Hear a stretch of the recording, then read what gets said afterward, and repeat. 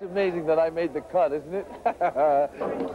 Hollywood's golden boy, Tony Danza, is back and strutting proud. Not bad for a man who almost died from a skiing accident last year. A man they said might never walk again. The folks from his old gym in New York, where he boxed as a young boy, say it's no surprise he's always been an inspiration.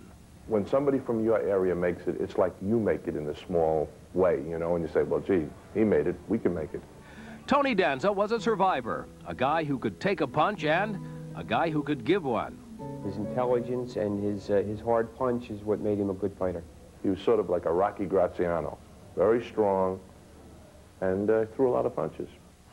It was in this very gym, the fabled Gleason's in New York, where Tony Danza the boxer became Tony Danza the actor. It was really just a fluke. Don't worry about Jason's nose. My nose was broken 6 times. Look how good it healed. A woman came in years ago looking for someone with a college education and blonde hair to try out for the part in Taxi. And we had no one to fill the bill, but we said we have somebody with dark hair and a college background, 2 years of college. And so we introduced him to Tony Danza, and that's how he got his start. Now he's the big star today. But not everyone survived in Tony's old neighborhood, the rough and tumble sidewalks of the East New York section of Brooklyn. Even when his family moved to Malvern, Long Island, no one expected Tony to make it. But they didn't know Mama Danza.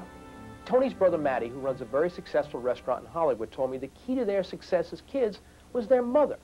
And otherwise, they could have been a couple of guys just hanging around a street corner for the rest of their lives in Brooklyn. When Tony's mother died last year, it hit Tony hard. It was the toughest blow he ever took. Your mother is your mother. I mean, that's the strongest tie anybody has. And I think that really devastated him. Tony Danza has not forgotten his mother. He's produced a short film about her, Mamma Mia, My Mother, shot right here in his old neighborhood. It's his tribute to the woman who changed his life. He did a documentary on the last probably 2 or 3 months of his mother's life, and it was a very interesting experience, very cathartic, it appeared to be. Him and his mom, they were inseparable, even though they were miles apart. It's like they've been closer than close. One woman who would like to see Tony's film is Nancy Gartrell. She lives in Alden, Kansas. She is Tony's biggest fan. When she saw a hard copy report earlier this year about Tony's comeback, she decided that she too could walk again. I thought, well, if he can do it, then so can I. So I just made up my mind that I was going to do it. Nancy still has her dark days, especially when she feels helpless and she can't help her husband with the housework. It's really hard because I can't help him, and I wish I could. He's standing by you. Yep.